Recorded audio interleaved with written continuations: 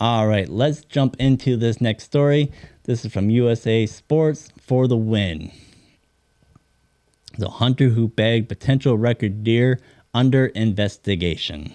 An Ohio hunter who gained notoriety after killing a potential record whitetail deer last month during the archery season is at the center of a poaching investigation.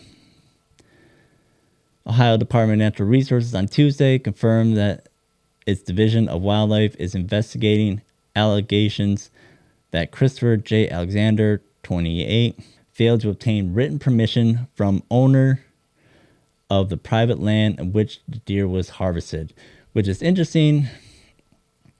Kind of a backstory on that.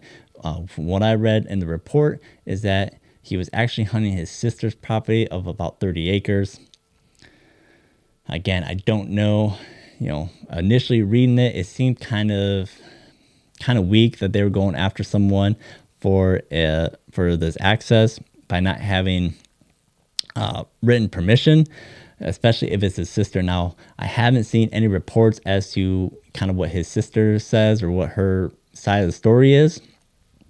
Now, and if she, if he had gotten permission from her or gotten verbal permission from her, or if he didn't have permission from her and he was hunting there anyways, unfortunately, there's no additional information in regards to that. So it seems kind of weak that they were going after someone over that, especially, they would have had an opportunity to talk to his sister and she could confirm or deny if he had, permission to hunt there.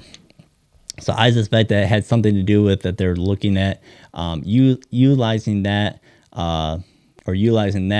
as a stepping stone to do a further investigation into, something that they may suspect else had been going on. Go on to say, while the investigation continues, Ohio wildlife officers have seized the antlers, cape, and hunting equipment associated with the alleged unlawful taking of the deer, the DNR stated in a news release. Article goes on to say, according to Outdoor Life, hunters on social media forums have expressed suspicion that the deer might have been harvested illegally at night, since published photos show Alexander posing with the buck were taken after dark.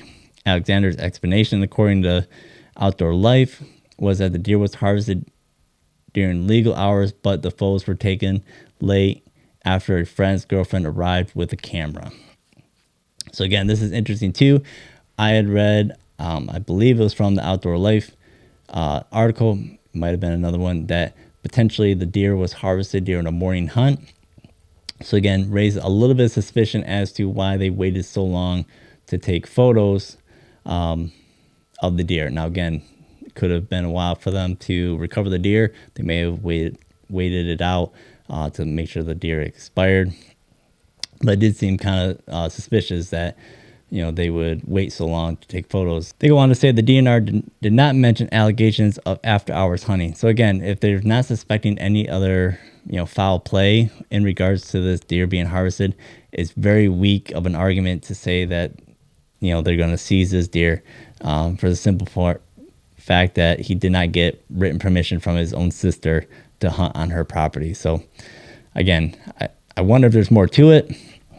But unfortunately, the DNR, the Ohio DNR, hasn't released any additional information regarding so, and I have not seen any updates, online at all. The agency stated simply that the investigation was launched after information was provided alleging that Alexander failed to obtain the lawfully required written permission prior to hunting on private property. Again, I'm curious as to who reported that he didn't get permission. I wonder if that came from the sister herself or someone, that she lived with or something like that. Because otherwise, it doesn't make much sense as to why that is such a big deal if he had, potentially verbal permission again.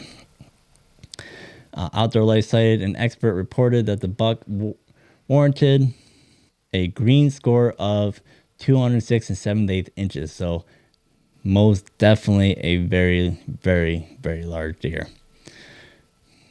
With that preliminary score, the publication continued. The buck would have the potential to be the number one typical whitetail taken in the state of Ohio, and the number 3 typical buck taken in North America. So very serious implications if indeed this deer was taken illegally. Again, a deer of that caliber, there's a lot of money involved in that buck.